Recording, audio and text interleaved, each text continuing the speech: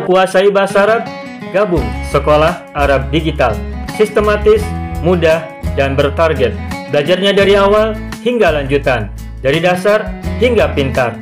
Mufradat, sorof, nahwu, uslub, dan yang lainnya. Mendalam, mudah dipelajari, mudah dipahami, dan mudah dipraktekkan. Mau kuasai bahasa Arab? Gabung Sekolah Arab Digital. Mau kuasai bahasa Arab?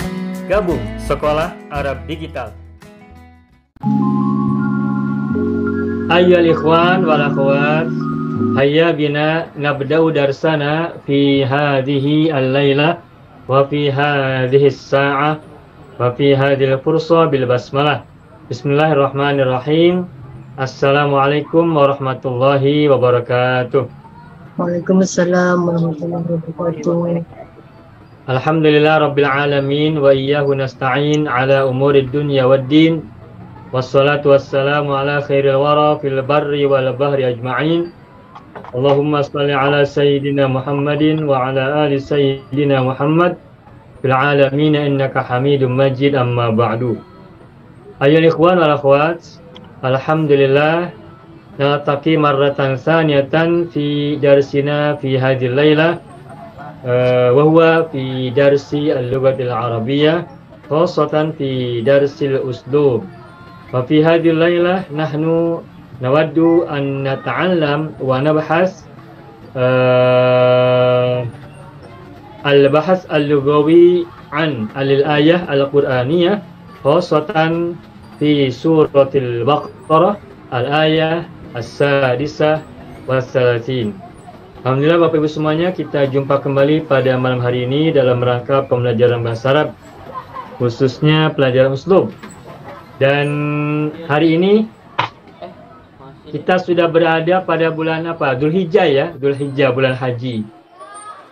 Nah, kemudian sebentar lagi kita akan segera masuki Idul Kurban. Nah, tadi ada ada masukan untuk kajian ayat Al-Quran pada malam hari ini. Kita akan coba bahas surat Al-Baqarah ayat 36, yakni ayat yang berbicara, yang membahas tentang kurban. Mudah-mudahan ini bisa menjadi bahasan kita dan kajian kita, sehingga bisa memberikan kita banyak manfaat ya. Baiklah Bapak Ibu semuanya, sebelum kita mulai belajar bersama-sama, kita ingin berdoa dulu. Ternyata di antara kita banyak yang sedang sakit ya, baik yang kita tahu maupun yang tidak. Yang kemarin kita sampaikan itu siapa? Ibu Puan Nur Ain ya, Puan Nur Ain. Juga mungkin ibunya, mungkin juga yang lain di antara kita ada yang juga sakit, tapi kita belum tahu siapa mereka semua. Kita doakan untuk semua yang sakit di antara kita semua. Kita, ibu kita, orang tua kita, ayah kita, anak keturunan kita, pasangan kita semuanya, tanpa kecuali, dan juga saudara-saudara kita, guru-guru kita, orang-orang yang mencintai kita, dan orang-orang yang berbuat baik kepada kita semua. Apapun jenis penyakitnya, dimanapun sakitnya, dan dimanapun sedang dirawat atau diurus oleh keluarganya, semoga Allah anugerahkan kesembuhan yang segera dan sempurna, sehat dan afiat seperti sedia kala.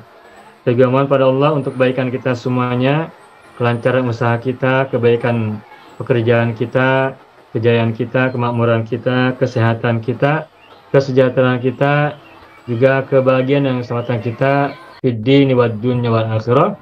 Untuk itu semuanya, ala hadhin niyyah wa kulli niyatin shalihatin. Allahumma shalli ala sayyidina Muhammad wa ala ali sayyidina Muhammad bisirri ummil Qur'an. Al-Fatihah. A'udzu billahi minasy syaithanir rajim. Bismillahirrahmanirrahim. Alhamdulillahi rabbil alamin. Ar-Rahmanir Rahim. Maliki yaumiddin. Iyyaka na'budu wa iyyaka nasta'in. Ihdinas siratal mustaqim. Siratal ladzina an'amta 'alaihim ghairil maghdubi 'alaihim waladdallin. Rabbana ighfir lana wa liwalidayna wa lahum ajma'in. Amin ya rabbal alamin wa ya ilahan nasi ajma'in. Baik, ayyuhal ikhwan wal akhwat, Bapak Ibu semuanya, malam hari ini kita pada minggu keempat dalam setiap bulan, pada hari Minggu, hari Ahad ini kita akan kembali mempelajari atau membahas ayat-ayat Al-Quran atau surat-surat dalam Al-Quran, khususnya surat-surat yang pendek. Dan pada malam hari ini, karena hari ini kita sudah berada pada bulan Dzulhijjah atau bulan haji, atau juga bulan mahabbah, atau juga bulan kalau di Indonesia ada yang menyebutnya sebagai hari raya Gung ya, bulan raya Gung dan sebagainya. Dan sebentar lagi di antara kita atau umat muslim di berbagai belahan dunia ada yang juga mengadakan kegiatan kurban dan sebagainya ya di sekitar kita. Masuk juga di tempat yang lain di tanah suci ada yang sedang berhaji, melaksanakan salah satu kewajiban sebagai seorang muslim bagi yang sudah mampu. Nah, pada malam hari ini yang mereka menyambut Idul Kurban, kita insya Allah akan membahas tentang ayat kurban, yakni surat Al-Baqarah ayat 36 ya. Nah, baik, saya akan coba buka screen-nya terlebih dahulu.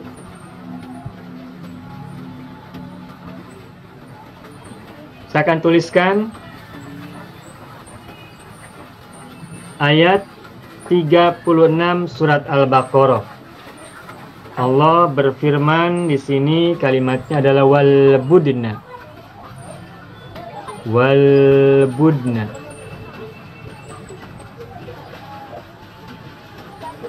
Ja'alnaha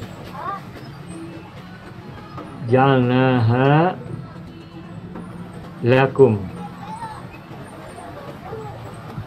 Ja'alnaha lakum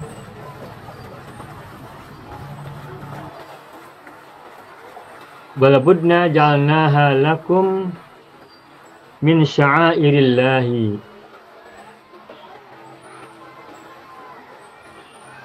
Min sya'airillahi. Ustaz, ini surah Al-Hajj, Ustaz. Oh, iya, maaf. Tadi saya salah sebut ya. Al-Baqarah. Di Al-Baqarah. Salah ucap, mohon maaf. Harusnya surat Al-Hajj ya.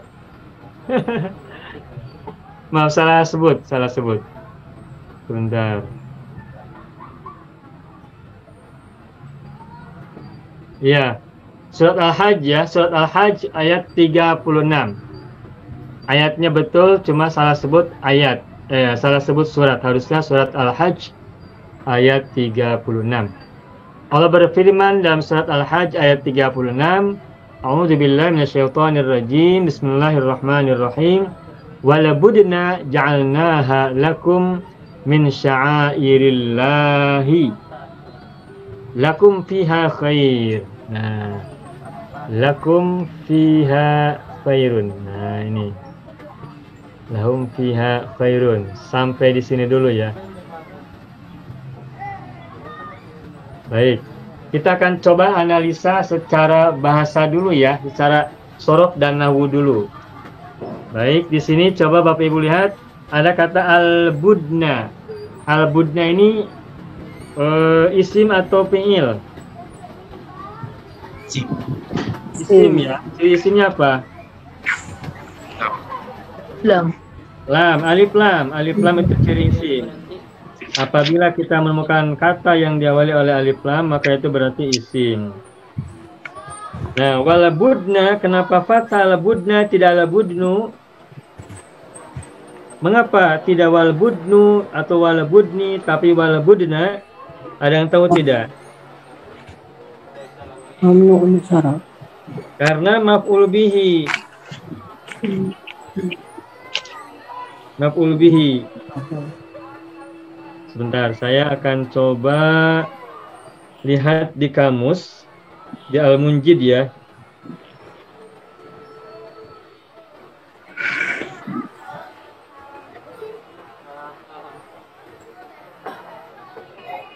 Baik.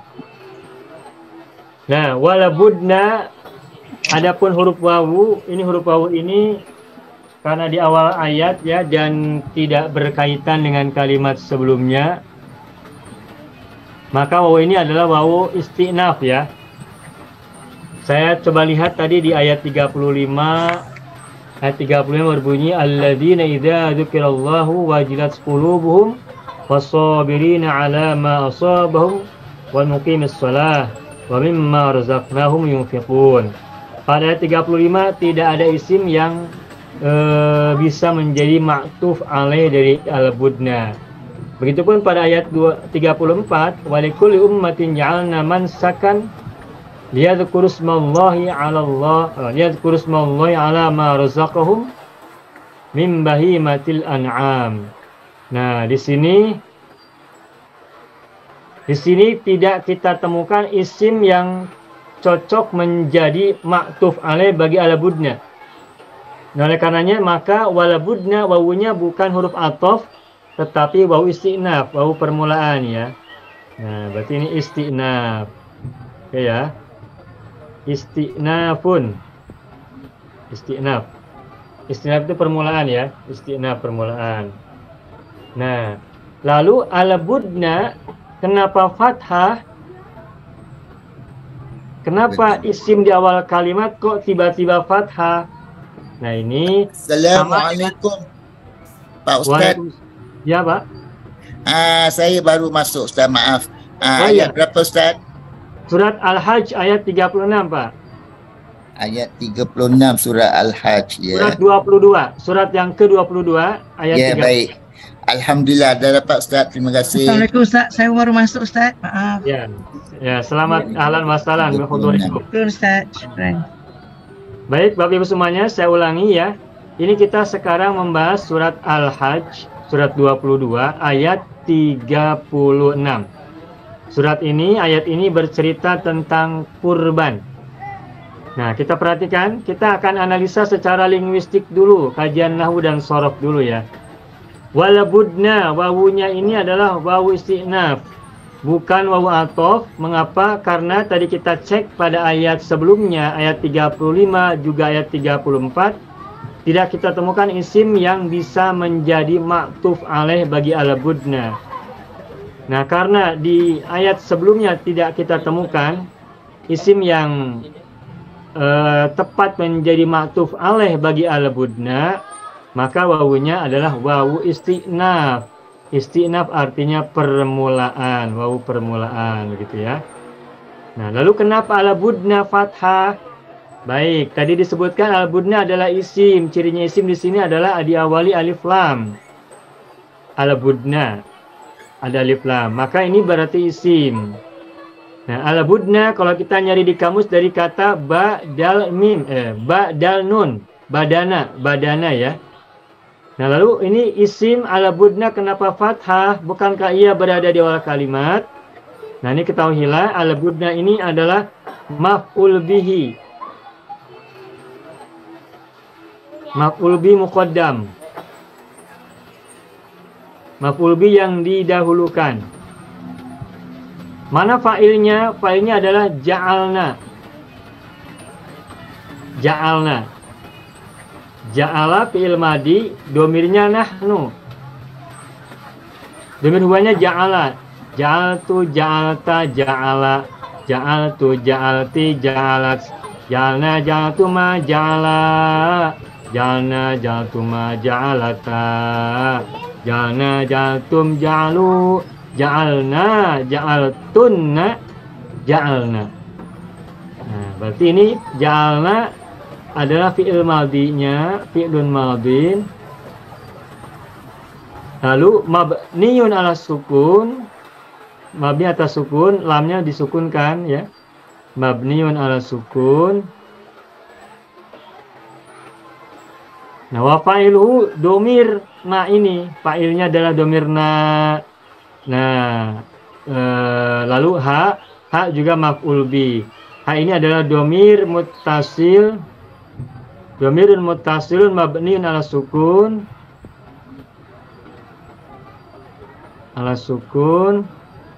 fi Fi mahalli nasbin maf'ul bih lagi tuh. Baik Bapak Ibu semuanya. Ini tadi saya sampaikan al-budna adalah maf'ul bihi muqaddam, maf'ul bih yang didahulukan. Mana fi'il dan fa'ilnya? Mana fi'ilnya? yakni fi'il yang ada sesudahnya ja'alna. Nah, mengapa bisa maf'ul bih didahulukan daripada fa'ilnya? Mengapa bisa maf'ul bih didahulukan daripada fi'ilnya? Nah, tentu saja boleh dan bisa. Di Al-Quran kita temukan beberapa ayat seperti ini. Contohnya bisa kita temukan dalam surat Ad-Duha. Misalnya gini, Famal yatima fala takhar. Fa'ammal yatima fala takhar. Ya, fa'ammal yatima fala takhar. Terus wa masaila tuh, wa masaila fala tanhar. Tuh. Seperti ini kita temukan lagi ayat yang lain, yakni ada maf'ul bihi as-saila al-yatima, sedangkan fi'ilnya ada sesudahnya selepas itu, yakni la takhar fi'il nahi, la tanhar juga fi'il nahi. Asalnya adalah la tanhar as-saila, la takhar al-yatima. Begitu. Nah, sehingga maf'ul bihi itu boleh didahulukan dari fi'ilnya. Bagaimana kalau kita berbicara, boleh tak? Boleh tidak kita menggunakan kalimat maf'ul bihnya didahulukan daripada fi'ilnya? Boleh. Misalnya gini, ada nasi. Nasi, makan itu. Gitu. Maksudnya makan nasi gitu. Nasi, makan teman-teman. Atau nasi, teman-teman makan. Nah, itu nasinya berarti didahulukan. Roti, silakan ambil. Nah, jadi maksudnya silakan ambil roti begitu. Jadi dalam pembicaraan kita pun, dalam bahasa kita sehari-hari pun, kita boleh mengedepankan maf'ul bihinya atau mangsanya. Begitupun dalam bahasa Arab dan Al-Quran juga mengabadikan beberapa ayat yang maf'ul bihnya didahulukan daripada fi'ilnya. Nah, pertanyaannya, ini analisa rahasianya. Mengapa maf'ul bih didahulukan daripada fi'il? Nah, seperti yang pernah saya sampaikan, sebuah kata itu disebut di awal, berarti ia adalah titik tekan dari kalimat tersebut. Sebuah kata ketika disebutkan di awal kalimat, berarti kata yang ada di awal kalimat itu merupakan titik tekan atau fokus pembahasan dari ayat tersebut atau dari kalimat tersebut. Walabudna ja'alnaha lakum min sya'irillahi lakum fiha khairun. Nah, jadi Allah di sini membahas bahwa yang sedang dibahas ini adalah alabudna. Apa artinya alabudna? Alabudna artinya unta ya. Alabudna artinya adalah an-naqah ya. An-naqatu atau al-jamalu ya. Al-budna, an-naqa, al-jamal. Ini al-jamal ini artinya unta. An-naqatu juga artinya unta. Al-budna juga artinya unta. Dan tiga-tiganya ini di Al-Quran kita temukan. Al-budna kita, kenapa Pak? Ibili. Ah, betul. Ada lagi al-ibil tuh. Bagus. Alhamdulillah. Al-ibil juga unta. Nah, 4 kata ini di Al-Quran kita temukan kan? Al-budna ini kita temukan. An-naqah ditemukan misalnya di surat apa Samsud tuh ya, yang bercerita tentang Nabi Soleh. Kaumnya Nabi Soleh membunuh unta. Itu kan? Naqatallahi wa suqyaha gitu kan? Naqatallahi wa suqyaha. Ingat ya, situ ya ada katakan naqah ya. Iya. Nah, itu unta. Terus ada lagi al-jamal. Hatta yalijal jamalu fi sammil khiyat. Al-jamal juga ya. Nah, al-ibil ada di surat Al-Ghasyiyah ya. Fala yanzuruna ilal ibili kaifa khuliqat wa ilas sama'i kaifa rufi'at. Kalau tak silap di surat Al-Ghasyiyah ya. Nah, jadi ketika al-budna maf'ul bi didahulukan ini kita temukan dalam sebuah ayat ini, maka berarti fokus bahasan ayat ini adalah al-budna, yakni binatang yang bernama unta, al-budna. Nah, terus di sini jalnaha. Ha ini adalah dhamir muttasil, maknanya muannas kan? Hanya kemana? Hanya adalah kembali ke al-budna. Hanya kembali ke al-budna. Dan unta kami telah menjadikan kami telah menjadikan unta tersebut gitu kan. Nah, budun ini kenapa menggunakan muannas ha? Karena al-budna ini ada bentuk jamak. Al-budna ini adalah jamak.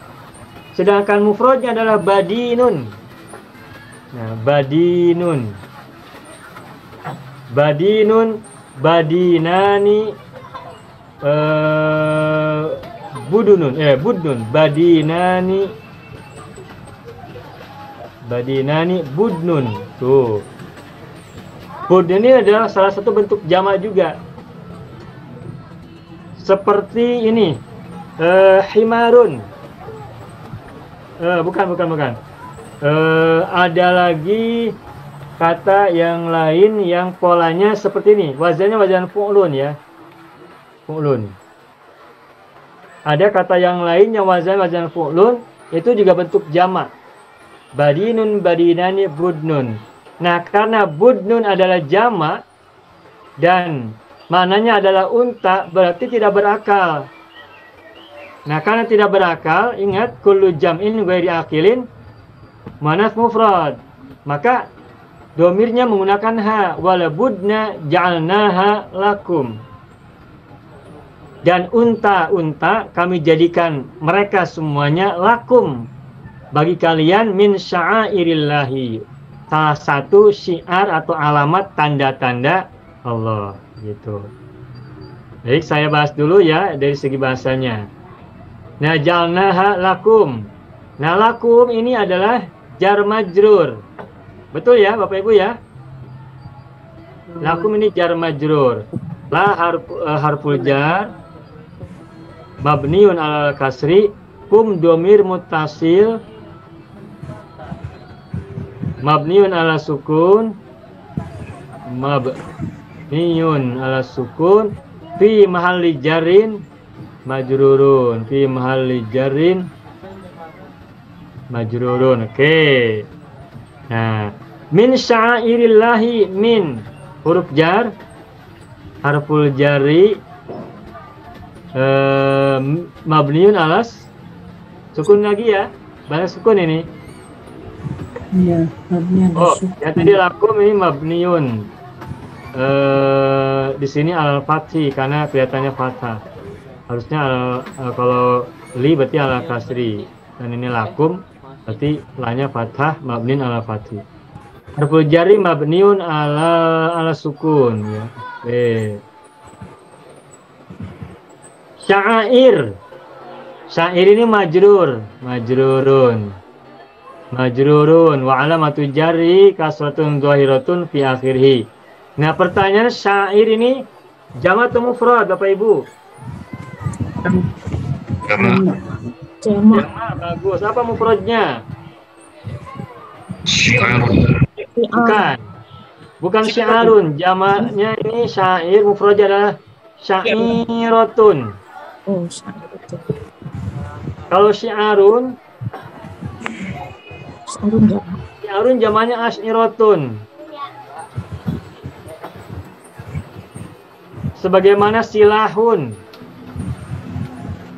aslihatun. Nah, kalau syair ini sama dengan ini, hakoiku. Hakoiku apa mufradnya? Hakikotun. Atau yang lainnya lagi misalnya madainu. Madainu apa mufradnya? Madinatun begitu. Syara'i'u apa mufradnya? Syara'i'u Syari'atun. Syari'atun. Syari'at. ya benar. Syara'i'u syari'atun. Syara'i'u syari'atun. Nah, pola-pola begini kita harus ingat. Setiap isim yang mufrad itu ada karakteristiknya. Dan karakteristiknya beda, jamaknya juga berbeda. Nah, syair ini jamak dari syari'atun yang artinya adalah alamatun. Tanda atau ciri. Gitu ya. Allahi. Nah, Allah tentu saja kita sudah pernah bahas ya. Barangkali Bapak Ibu masih ingat tidak? Allah ini dari kata apa asalnya? Ilahun. Ya, baik. Kalau menurut Imam Sibawai itu adalah salah satu ahli ilmu nahwu yang banyak dikutip oleh para ahli bahasa di seluruh dunia ya. Imam Sibawai ini mengatakan bahwa asal kata Allah adalah ilahun. Lalu diawali oleh al, maka menjadi al-ilahu. Ini kata Imam Sibawai. Tetapi kalau kita lihat buku tafsir, dalam beberapa buku tafsir yang kita bisa baca, ada yang mengatakan bahwa Allahu bukan dari kata ilahun, lalu diawali dengan al-ilahu. Kenapa bukan dari ilahun? Karena kita juga temukan ketika ilahun diawali alif lam, tetap bacanya al-ilahu, tidak menjadi Allahu. Artinya kalau Allah berasal dari ilahun diawali alif lam, berarti kita tidak akan temukan lagi al-ilahu dalam bahasa Arab karena sudah menjadi Allah. Nah, kenyataannya Allah ada, al-ilahu juga ada. Nah, berarti kata ulama yang lain, Allah ini bukan terbuat dari kata ilahun, tapi terbuat dari kata laha. Tuh. Laha. Nah, lalu diisimkan menjadi lahun. Lahun, lalu diawali alif lam, maka menjadi al-lahu begitu. Allahu, lalu penulisannya disambung, disatukan, disederhanakan menjadi Allahu. Gitu. Ini pendapat di kalangan ulama bahasa ya. Begitu. Sehingga ya buat kita perlu tahu saja sehingga kita tidak sempit dalam melihat satu kata. Jadi kembali kepada kata Allah, ini adalah lafdzul jalalah, lafaz keagungan, dan maknanya dan asalnya bisa tergantung ulamanya. Ada yang mengatakan, Imam Sibawai ini mengatakan ilahu berasal dari kata ilahun, Allah berasal dari kata ilahun, diawali alif lam menjadi al-ilahu. Tapi juga ada yang mengatakan bahwa asalnya bukan dari al-ilahu, bukan dari ilahun, tetapi dari lahun. Namun lahun ini katanya bukan dari bahasa Arab asli, tapi dari bahasa yang lain. Nama Tuhan lah, nama Allah gitu. Lalu dima'rifatkan menjadi Allahu. Baik, cukup. Min sya'irillahi. Nah, Allahi kenapa kasroh lagi Bapak Ibu? Gafilai. Ya. Mudofnya adalah syairi. Baik, Allahi mudofun ilaihi. Syairi majrur wa mudofun gitu ya. Majrurun wa mudofun. Nah, kalimat ini selesai sampai di sini. Maksudnya sudah tuntas. Wal budna jalnaha lakum min sya'irillahi. Selesai. Nah, berikutnya lakum fiha khairun. Lakum fiha khairun. Di dalam bagi kalian atau kalian memiliki, kan saya mempunyai, maka kamu mempunyai. Berarti lakum kalian mempunyai atau kalian memiliki, begitu. Nah, lakum ini adalah jar majrur di awal kalimat. Benar kan? Saya. Berarti apa kedudukannya dalam kalimat nih? Ibu jumlah. Hah? Ya, lakum itu jar majrur. Kalau ada jar majrur berarti itu syubhul jumlah. Nah, kalau ada jar majrur di awal kalimat, berarti apa kedudukannya? Kabar muqaddam. Kabar muqaddam. Ya. Lakum ini memang masih bagian dari ayat 36 surat Al-Hajj.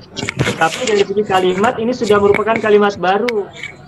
Karena kalimat walabudna jalnaha lakum min syairillahi, ini dari segi kalimat selesai di sini, sudah sempurna kalimatnya. Nah, kalimat berikutnya itu kalimat baru yang punya struktur bahasa sendiri. Lakum adalah jar majrur, lanya harful jar ya. Terus kumnya majrur, dhamir mutasil mabni ala sukun fi mali jarin majrurun. Gitu. Nah, dan kita ingat apabila ada jar majrur di awal kalimat, berarti itu adalah khobar muqaddam. Gitu kan? Khobarun muqaddamun begitu. Nah, mana mubtada ma'khurnya? Mubtada ma'khurnya adalah khairun. Mubtadaun mu'akhkharun ya, mubtadaun mu'akhkharun. Marfu'un gitu kan, marfu'un. Wa alamatu raf'ihi dan seterusnya gitu. Wa alamatu raf'ihi dhammatun zahiratun fi akhirih. Mubtadaun mu'akhkharun. Nah, fiha, ini fiha ini apa? Jar majrur saja. Fi harful jar. Harful jar mabni ala sukun, ha dhamir muttasil majrur ya. Majrur lagi. Kalau lengkapnya gini, ha dhamirun muttasilun mabni ala sukun fi mali jarin majrurun, begitu kalau mau lengkapnya begitu ya. Nah, ini kalimat lakum fiha khairun semula adalah lakum khairun fiha. Kalian memiliki kebaikan di dalamnya. Terus di sini Al-Qur'an mengubah strukturnya. Jadi lakum fiha khairun. Kalian memiliki di dalam unta-unta itu kebaikan. Atau boleh terjemahkannya begini, di dalam unta-unta tersebut kalian memiliki kebaikan. Gitu. Al-budna. Al-budna. Nah, di sini Bapak Ibu kita kajian ayatnya ya. Al-budna ini kan artinya unta. Unta ini kan binatang atau hewan yang ada di negeri gurun, di negeri padang pasir. Di kita mungkin 1-2 lah, kalau di Indonesia ada beberapa, itu pun di kebun binatang, di zoo ya. Kalau peternakan unta, saya belum tahu apakah ada ya di Indonesia peternakan unta ya, saya belum tahu. Tapi kalau di kebun binatang itu kalau bahasa sana apa ya, zoo ya, sama kebun binatang juga ya Bapak Ibu ya. Sama, Ustaz. Sama ya, kebun binatang ya. Taman hewan. Kebun hewan. Ya, kebun hewan. Taman hewan. Oh, taman hewan. Taman hewan ya, ya, taman hewan. Nah, ya kalau di taman hewan di sini di Bandung ada kita temukan unta, tapi bukan dalam pengertian seperti lembu atau kambing atau domba yang diternakan gitu, seperti ini. Nah, artinya al-budna ini adalah salah satu hewan yang ada di negeri Arab atau negeri gurun. Dan kenapa al-budna yang digunakan? Karena unta yang memang menjadi maskot hewan yang ada di negeri gurun. Meskipun di situ ada kuda, ada keledai dan yang lain, tapi yang disebutkan dalam kaitan ini adalah unta. Dan dalam ilmu balago ya disebutkan begini, menyebutkan sebagian untuk mewakili yang sejenis gitu.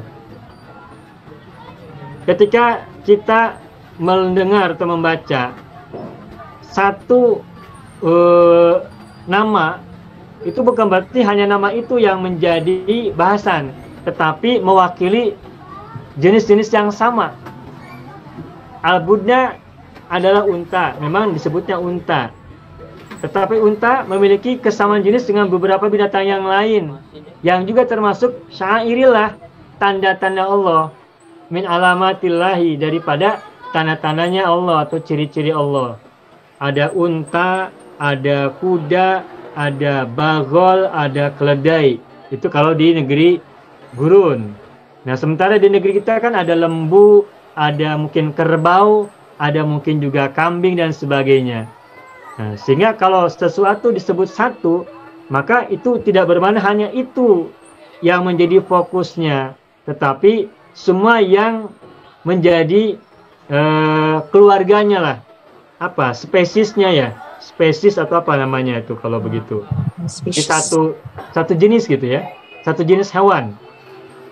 Atau genus ya, satu jenis hewan. Nah gitu.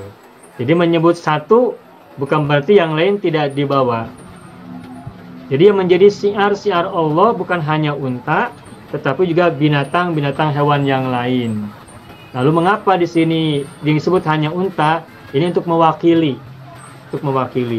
Seperti gini, kita di sini ada beberapa orang, ada 23 atau 25 orang di antara kita. Lalu kita misalnya sebut salah satu di antara kita. Misalnya salah satu siapa di antara kita. Nah, ketika kita sebut salah satu itu, boleh jadi kalau konteksnya maksudnya kepada dia sendiri, bisa jadi dia sendiri. Tetapi boleh jadi pada konteks yang lain, ketika kita menyebut satu orang dari yang hadir ini, itu maknanya adalah semuanya gitu. Begitupun Al-Quran tidak jarang kita temukan satu kata disebutkan, itu juga untuk mewakili kata yang lain, makna-makna yang lain yang memiliki satu jenis dengan kata yang disebutkan. Begitu ya Bapak Ibu ya. Sampai sini dulu barangkali ada pertanyaan boleh. Assalamualaikum Ustaz. Ya Ibu Laila. Ustaz, yang tadi lakum fiha khairun. Jadi lakum tu dia jadi jumlah yang baru selepas min sya'airillah. Jadi kalau di situ lakum dengan fiha dua syibu jumlah. Yang syibu jumlah yang kedua fiha tu dia ada kedudukan tak Ustaz? Ya, kalau yang saya pahami ini fiha sebagai jar majrur biasa. Karena semula kalimat ini adalah lakum khairun fiha. Fiha adalah keterangan tambahan dari khairun. Kalian memiliki kebaikan di dalam unta-unta itu. Jadi unta itu di dalamnya memiliki kebaikan. Untuk siapa? Untuk kalian. Untuk lakum kalian. Jadi yang jadi khabar muqaddam bukan fiha, tetapi lakum. Karena kalimat semula ini adalah lakum khairun fiha.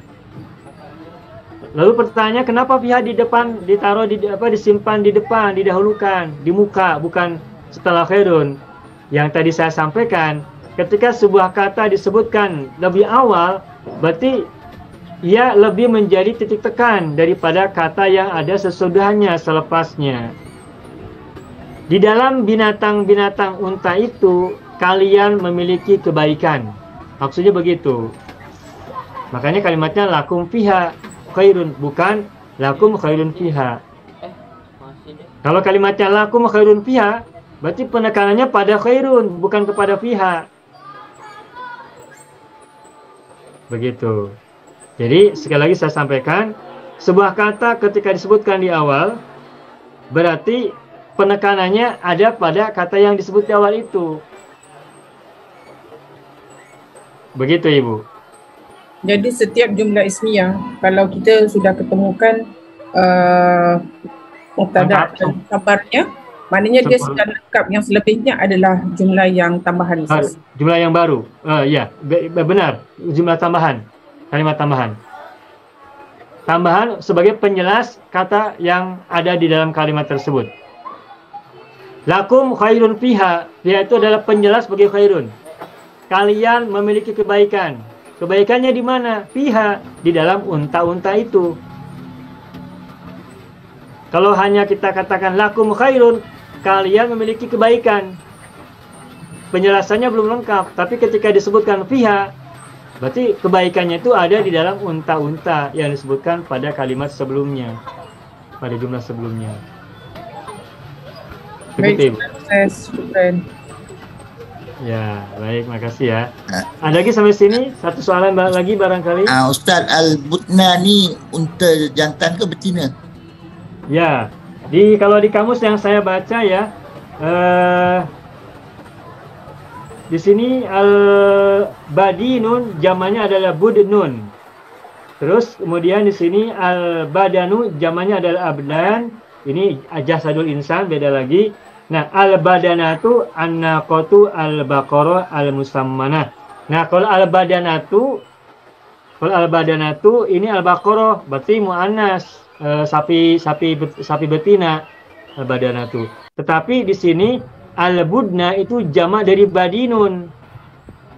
ini bukan muannas tetapi muzakkar. Berarti kalau gitu badinun atau budna di sini tidak disebutkan sebagai sapi atau lembu, unta betina, tapi sebagai unta pada umumnya.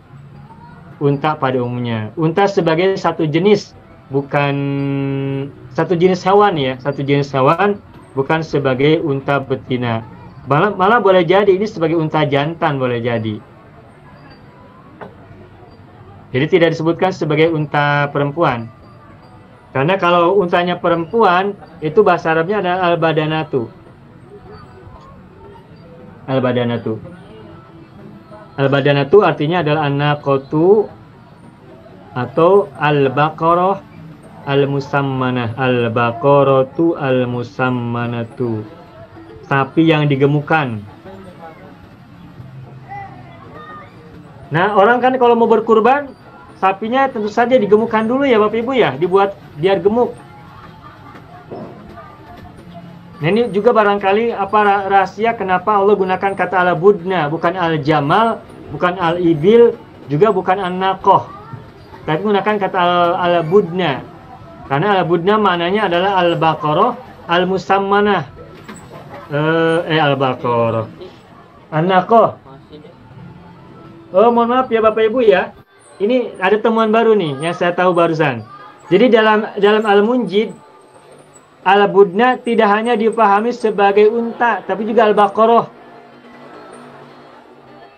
Al-budna yang satu akar kata dengan al-badanatu, itu maknanya bisa an-naqah, unta, bisa juga al-baqarah al-musammanah, sapi atau lembu yang digemukan. Begitu. Nah, ini saya baru buka tadi. Jadi kalau begitu maka al-badana ini tidak hanya dimaknai sebagai unta semata-mata, tapi juga lembu, atau bisa jadi ditarik lebih umum lagi, lebih general, bahwa al-budna maksudnya adalah binatang kurban. Tidak hanya unta, tidak hanya sapi atau lembu, tapi semua binatang yang bisa dikurbankan.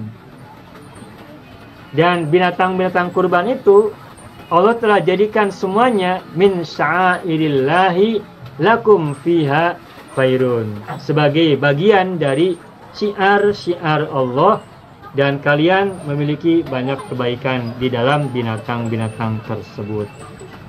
Begitu Pak Lukman. Boleh nanti Bapak Ibu boleh buka ini ya, buka Al-Munjid. Al-Munjid nanti al-budna cari dari kata badana. Itu kita temukan. Dari segi bahasa, al-budna maknanya bisa al-naqah, unta, bisa juga al-baqarah, al-musammanah. Dan perlu diketahui. Maaf Ustaz. Ya Pak. Jadi di sini yang jelasnya al-budna ni boleh kita katakan binatang-binatang untuk kurban lah. Ya, benar. Secara umum begitu Pak Haji. Pak Lukman. Ya. Gitu. Ya, terima kasih Ustaz. Ini sesuai dengan penjelasan tadi yang pertama. Bahwa ini mewakili keseluruhan. Satu kata disebutkan untuk mewakili keseluruhan. Yang satu jenis, ini binatang-binatang kurban. Dan kata al-budna ini dari kata badana ya, badana. Ini satu akar kata juga dengan badanun. Badanun artinya adalah jismun, tubuh, atau apa, jasadun ya, jasadun. Nah, jadi al-budna dimaknai sebagai unta, berarti untanya memiliki tubuh yang bagus, tubuh yang memang layak untuk disembelih untuk menjadi binatang kurban. Begitu ya Bapak Ibu ya. Baik, semoga bermanfaat. Nah, kalau sudah tak ada lagi soalan, ini kita lanjutkan ayat berikutnya. Kemudian berikutnya adalah fadhkuru smallahi 'alaiha shawaffa. Fadhkuru ismallahi 'alaiha shawaffa. Nah, segini dulu ya. Segini dulu. Nah, fa ini huruf fa ini fa apa ini? Atafun. Atof. Atofnya dari mana? Matuf alainya mana? Uzkuru kan fil amar. Masih. Oh, Ada nggak fil amar sebelumnya? Tak ada. Tak ada. Berarti ini fa-nya kemungkinannya fa istinaf atau fa jawab. Nah, kalau fa jawab dari mana? Jawaban dari mana? Mana syaratnya? Nah, kita tidak temukan syaratnya juga. Nah, maka fa ini kalau menurut analisa saya ini adalah fa istinaf lagi. Ya, fa istinaf lagi karena tidak ada syarat, tidak ada maktuf ya. Tidak ada Maaf, maktuf. Pak. Pak, maaf, Pak. 55 ya. Itu ayat daripada surah apa, Pak? Surat Al-Hajj ayat Oke. 36, Ibu. Oke, terima kasih, Pak. Ya, surat 22 ayat 36. Nah, fa istina permulaan. Yang nanti menerjemahkannya begini. Oleh karena itu atau dengan begitu, oleh sebab itu. Uzkuru, fil apa nih uzkuru? Fil amr. Amr. Nah, fil amrin. Nah, fil madinya apa? Zakaro. Dakaro yazkuru. Dakaro yazkuru uzkur. Uzkuru. Uzkuru ini domirnya antum ya, berarti wa fa'iluhu domir antum ya, wa fa'iluhu domir antum ya gitu, domir antum. Wa fa'iluhu ini wawul jamaah ya. Oh, jamaah. Yang lebih tepatnya wawul jamaah biar wa fa'iluhu wawul jamaah ya. Baik. Wa fa'iluhu wawul jamaah.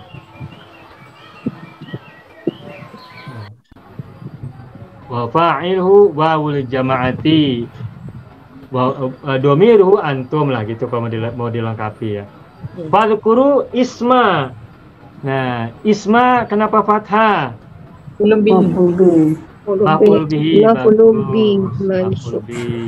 mansubun wa alamatu nasbihi fathatun dhahiratun fi akhirih. Kenapa tidak bertanwin? Mudhof. Mudhof. Mana mudhof ilaihnya? Lafzul jalalah Allah. Lafzul jalalah Allahi. Sudah cukup. Alaiha ala harful jar mabniun ala sukun. Ha domir muttasil mabniun ala sukun fi mahalli jarin majrurun. Ya, sudah ya. Nah, pertanyaan saya ha ini kemana Bapak Ibu? Hanya kembali kemana? Al-budna.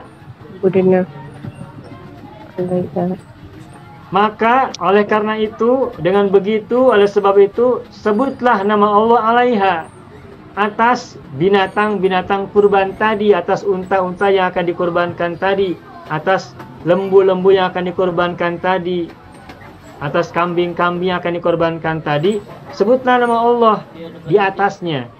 Maksudnya kepada binatang itu. Kan kalau kita mau kurban kan, maknanya kena nak sembelih lah. ya disembelih dah. Sebelum disembelih itu harus kita sebut nama Allah Sebut dulu nama kan. Allah. Bahkan kalau kita untuk khusus Quran kan kita baca takbir dulu. Allahu Akbar, Allahu Akbar, Allahu Akbar. La ilaha illallah, Allahu Akbar, Allahu Akbar walillahil hamd. Itu dulu kan. Terus kita membaca niat Bismillah wa ala millati Rasulillah. Terus niatkan ini kurban atas nama siapa. Kalau kita berkurban untuk pribadi berarti niat berkurban untuk diri sendiri. Atau boleh juga bersama keluarga. Atau kalau kita menerima titipan, misalnya kita menerima titipan dari beberapa orang, dari Bapak Ibu, maka niatkan binatang yang akan disembelih ini ada titipan kurban atas nama siapa, kita sebutkan satu persatu gitu. Nah, dan menyebutkan nama Allah itu harus sebelum disembelih. Makanya di sini kalimatnya adalah fadhkurusmallahi 'alaiha shawaffa. Nah, sebelum kita pahami maknanya, ini kita lihat dulu dari segi sorob, dari segi tasrif. Shawaffa ini tebak, ini dari kata apa coba? Ini lumayan agak rumit. Tebak Bapak Ibu. Sofa. Nah, fi'il madinya aja lah, fi'il madinya. Rumpun berapa ini? Ini bisa bikin confuse ya. Ini ada sod, tengahnya ada wawu, benar tak? Kalau yang huruf keduanya wawu kan kita ingat seperti kata kaulun gitu ya. Kedua Ustaz. Sekolah gitu ya. Dua ya. Ini ada wawu nih, ada wawu di tengah. Tiga. Ya berarti kalau gitu kita ngira ini mungkin dari kata sofa gitu ya. Mungkin ya, mungkin. Tapi jangan lupa ini lihat ada tasdid, ada sabdu di huruf fa. Sofa. Mazid Ustaz. Sowafa yusawifu. Sawwafa yusawifu. Iya. Kalau sowafa yusawifu tasdidnya di mana sabdunya? Oja. Kalau sowafa yusawifu tasdidnya ada di mana? Di atas waw. Pada wawu, pada fi'il. Ya ini tasdidnya ada di mana coba? Akhir. Di lam fi'il. Berarti kalau gitu apakah sofa ini dari kata sofa yasufu wazan 10 atau rumpun 3? Rumpun 3. Kalau rumpun 3 ini tasdid. Ini tasdidnya dari mana? Nah, ini kita belum belajar sampai sini. Nah, saya kasih tahu dulu ya. Baik. Meskipun ini sudah lebih tinggi lagi bahasanya. Bapak Ibu, untuk memudahkan mencari mujarrad itu memang lihat karakteristiknya. Dan ketika kita menemukan kata yang huruf keduanya adalah wawu atau ya, itu memang biasanya adalah rumpun 3, benar? Tetapi yang buat kita confuse ini adalah tasdid pada lam fi'il, pada huruf yang terakhir. Nah, sehingga ini juga ada kemungkinan ini adalah rumpun 2. Ya kan? Jadi kata sofa isim masdarnya adalah sofun, baris. Maksudnya berdiri gitu. Kan kalau binatang kurban hendak disembelih dan binatangnya banyak, binatang-binatang itu kan disuruh baris kan ya, berdiri masing-masing. Ada 10, berarti ada 10 ekor berbaris. Ya kan? Jadi maksudnya posisi binatang kurbannya masih dalam posisi berdiri, belum dibaringkan, belum ditidurkan untuk disembelih. Tapi masih dalam posisi berdiri. Binatang-binatang itu harus sudah kita bacakan nama Allah kepada mereka sebelum dikurbankan, sebelum dibaringkan. Nah, sofa ini artinya berbaris atau baris ya. Nah, sofa lalu isim masdar adalah sofun. Ini isim fa'ilnya adalah sofun. Isim fa'ilnya seperti fa'ilun. Isim fa'il ya, fa'ilun. Lalu sofun ini semula adalah sofifun. Sofifun. Karena fifun fa-nya 2 sama hurufnya, maka disatukan menjadi sofun. Nah, sofun adalah mudzakkar. Muannasnya adalah sofatun. Sofatun. Sofatun. Sofun mudzakkar. Sofatun muannas. Nah, sofun jamannya adalah sofuna, jamu mudzakkar salim. Sedangkan sofatun jamannya adalah sowafu, begitu. Alif pada sod ini, sod alif ini, alifnya menjadi wawu, sowaf. Sedangkan alif ini tambahan dalam pola jamak taksir. Nah, sedangkan huruf fa bertasdid, kenapa ada tasdid? Karena tasdid ini adalah ain dan lam fi'il pada kata sofa. Begitu. Nah, ini sudah lebih tinggi lagi pelajaran sorobnya. Dan ini kita sudah nanti pada waktunya akan kita bahas. Tetapi kita kenalkan dulu di awal bahwa kata sowaf ini berasal dari kata sofa. Mungkin Bapak Ibu bertanya, bagaimana kita bisa menjadi paham bahwa sowaf ini berasal dari kata sofa? tadi kita sampaikan, kalau sawaf ini berasal dari kata sawafa, maka huruf terakhirnya tidak mungkin bertasdid. Dan karena huruf terakhirnya fa-nya bertasdid, ada sabdu, ada syiddah, berarti ini bukan dari kata sofa, rumpun 3. Sehingga peganglah tasdidnya. Yang kita perhitungkan adalah tasdid sabdu pada kata sawaf. Nah, kemudian kita baru jelaskan dari mana huruf wawu ini muncul. Nah, wawu ini muncul adalah salah satu bentuk atau wazan dalam jamak taksir untuk muannas. Contohnya gini, amilatun, jamaknya adalah awamilu. Tuh, amilatun dari kata apa fil madinya? Amila, ya kan? Amila. Isim fa'ilnya amilun. Kalau muannas amilatun. Amilatun, ada alif setelah ain. Nah, amilatun ketika diubah ke jamak taksir, alifnya menjadi wawu. Lalu setelah wawu tambahkan alif jamak. Alif jamak taksir, alif pola jamak taksir atau dalam bahasa Arab juga disebut dengan sigot muntal jumu, ya. Jamak yang puncak, yang tidak ada lagi pola sesudahnya. Nah, jadi amilatun jamaknya adalah awamilu. Alif pada amilatun, alifnya diubah menjadi wawu, dan setelah wawu tambahkan alif jamak. Jamak muntal jumu, awamilu. Begitupun sofatun menjadi sowafu. Begitu. Jadi perhatikan tasdidnya, bukan perhatikan wawunya. Nah, lalu pertanyaan berikutnya, mengapa sowafa tidak sowafu? Ada yang tahu? Jawabannya adalah karena sowafa ini adalah hal. Halun. Nah, halun. Keadaan. Dalam bahasa Arab kalau ada isim berposisi sebagai hal itu mansub, fathah. Saya melihat buku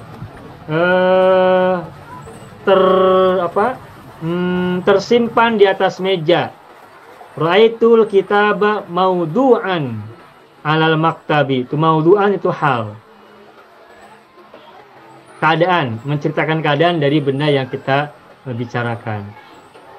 Nah, maknanya kalimat ayat ini fadhkurusmallahi 'alaiha shawafa. Kemudian oleh karena itu sebutlah nama Allah atas binatang-binatang kurban. Tadi shawafa dalam keadaan binatang-binatang tersebut masih berbaris, maksudnya berdiri. Jadi membaca zikirnya itu sebelum disembelih sudah mulai kita zikirkan, sudah mulai kita beri zikir, ingat Allah. Makanya tadi kita sudah sampaikan kan, Allahu Akbar gitu kan. La ilaha illallah wallahu akbar walillahil hamd. Kemudian bismillah wa ala kemudian kita baringkan, kemudian baru kita niatkan bismillah wa ala millati Rasulillah. Saya niatkan menyembelih binatang kurban ini sebagai kurban dari siapa? Karena Allah Ta'ala. Begitu Bapak Ibu. Ustaz, ya. Ya, Maliana bagaimana? Sohibul hal balik pada hal, Ustaz. Nah, sohibul halnya siapa? Pemilik hal sawab ini siapa? Al-Budna. Yang berbaris itu siapa? Manusia yang menyembelih atau binatang yang disembelih? Binatang yang disembelih. Binatang yang disembelih. Orang-orang yang lain kan melihat yang berbarisnya binatang-binatang sembelihan. Hewan-hewan sembelihan yang berbarisnya. Maksudnya berbaris itu maksudnya sedang posisi berdiri gitu ya. Ya karena kan boleh jadi yang dikorbankan baru semua ada satu di satu tempat. Nah kalau satu kan tidak bisa berbaris, tapi tetap bisa berdiri. Makanya dijelaskannya shawab ini dimaksudnya adalah berdiri. Sebutlah nama Allah atas binatang-binatang kurban tersebut. Shawafa dalam keadaan mereka berdiri. Berbarisnya berdiri maksudnya. Kalau diterjemahan dipahaminya dengan berdiri. Afan, Ustaz. Ya. Jadi halnya dalam bentuk fi'liyah, Ustaz, jumlah fi'liyah. Bukan. Ini nyambung dengan ayat sebelumnya, yaitu walabudna. Sohibul halnya al-budna, Ibu. Sawafani, dia fi'il kan, Ustaz? Bukan ya? Yang mana? Sawafa. Bukan, itu isim. Oh, Isim isim. fa'il. Oh, Nih, saya ulangi lagi. jadi mansub kerana hal. Kerana hal. Hal. Ya, Nah. kenapa mansub? Karena hal. Halia. Ya, fi'il madinya sofa, isim fa'ilnya sofun, muzakkar. Muannasnya sofatun. Nah, jamak dari sofatun adalah sowafu, jamak taksir ya.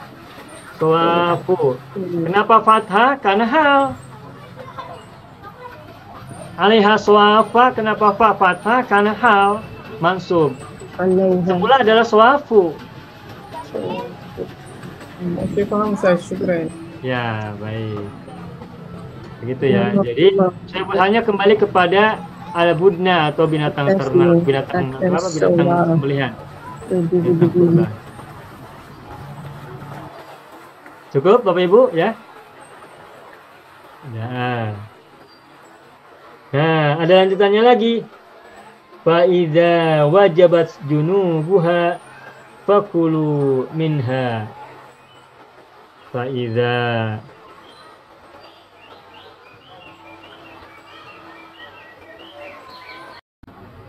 wajabat junubuha,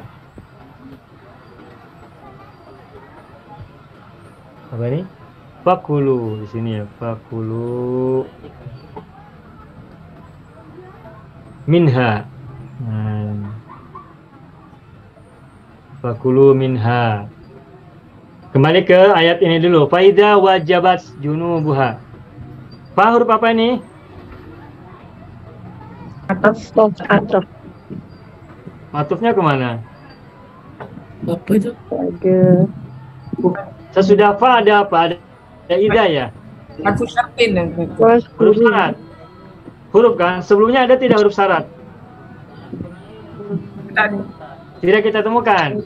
Nah, maka menurut saya agar mudah memahaminya, maka fa ini adalah istinaf lagi. Harfu istinaf lagi. Harfu istinaf. Permulaan lagi karena tidak ada, kalau disebut huruf ataf tidak ada matuf yang menjadi matuf alaih. Maksudnya tidak ada matuf alaih yang menjadi matuf. Tidak ada kata yang menjadi matuf alaih bagi kata sesudah idza, sesudah fa, yakni idza. Apabila huruf ataf berarti sesudahnya ada matuf. Sebelumnya ada matuf alaih. Antara matuf dan matuf alaih harus sama. Apabila matufnya adalah syarat, berarti matuf alaihnya pun harus syarat, begitu. Kalau sesudahnya fi'il madi, maka sebelumnya juga fi'il madi. Nah, sedangkan ini idza huruf syarat, sebelumnya tidak ada huruf syarat. Sehingga kalau disebut atop matuf, menurut saya kurang pas, begitu. Walaupun disebut sebagai jawaban, sebelumnya juga tidak ada huruf syarat. Dan fa-nya adalah jawaban, tidak cocok. Maka oleh karena itu, menurut pemahaman saya, fa di sini lebih tepat menurut saya adalah harful istinaf. Dengan begitu, gitu ya.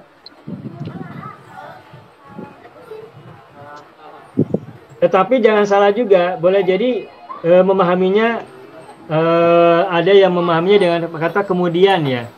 Dan kemudian kan berarti atof juga ya. Kalau kemudian kan berarti atof ya. Dari segi mana ini berurutan. Setelah binatang kurban itu berdiri, lalu kita bacakan apa nama-nama Allah kepadanya ketika masih berdiri. Kemudian sesudah itu apa yang terjadi? Nah, berarti kan kemudian itu kan berarti lanjutan cerita.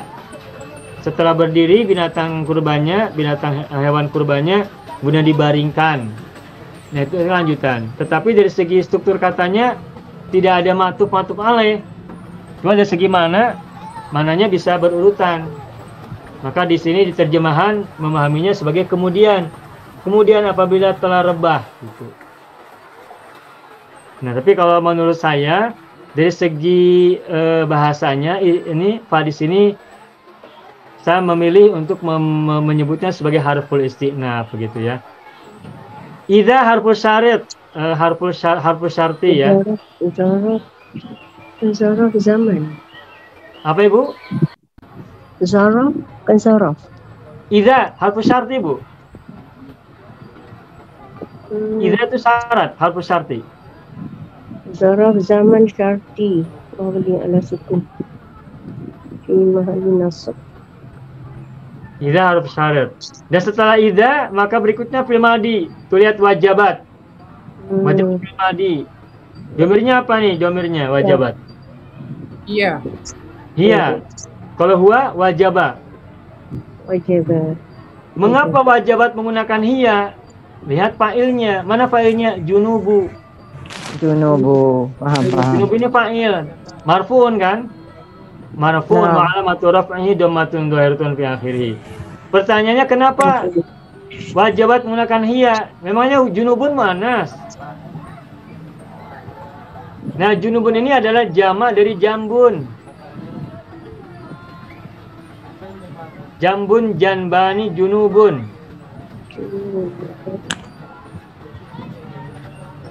Jambun itu ini bagian pinggir, tubuh bagian pinggir, bagian sisi, bagian sebelah. Apa bahasa Singapura ya? Lambung. Bagian pinggir kanan atau bagian pinggir kiri? Lambung. Lambung. Lambung kanan atau kiri. Kanan atau kiri. Lambung kanan, lambung kiri. Oke, baik. Jadi jamu itu adalah lambung. Bisa kanan, bisa kiri. Nah, faida wajibat junubuha. Kalau kita lihat arti yang kita tahu wajibat itu artinya kan wajib ya.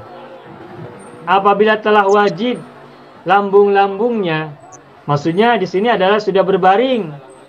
Lambung. Apabila lambung-lambungnya sudah berbaring, maksudnya sudah berbaring itu apa? Sudah disembelih ya? Sudah. Sudah disembelih, sudah mati. Sudah disembelih. Sudah mati. Sudah tumbang. Sudah tumbang. Sudah disembelih. Sudah tumbang. Iya, sudah tumbang, sudah roboh. Begitu. Tambah Ya, Ustaz. Kenapa jambunya menggunakan jamak? Tidak satu saja lambung, tidak satu saja. Karena tadi kan al-budna jamak. Al-budna tadi yang di atas jamak kan? Jamak. Karena binatang kurbannya, binatang sembelihannya banyak, maka ya lambung-lambung mereka juga banyak kan? Iya. Gitu. Lambungan. Faida wajabat junubuha. Nah, junubu adalah jamak dari jambun. Dan setiap jamak yang tidak berakal berarti muannas mufrad. Makanya faida wajabat, bukan faida wajaba. Mungkin Bapak Ibu juga bertanya, apa bedanya dengan junubun? Ada junubun, ada junubun. Tahu nggak bedanya? Kalau junubun kan ini lambung-lambung. Junubun, junya panjang. Tapi kalau junubun ini junub. Orang yang punya hadas besar. Junub. Kalau di sini nyebutnya hadas besar yang harus mandi wajib. Paham. Sama ya, hadas besar ya. Ya. Junub. Orang yang punya hadas besar itu junub. Junubun. Kuntum junuban fatahharu.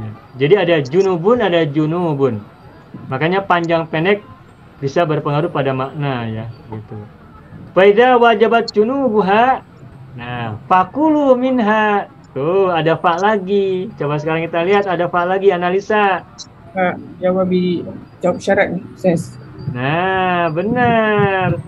Kalau ini fa-nya fa jawab atau fa istinaf? Jawab syarat.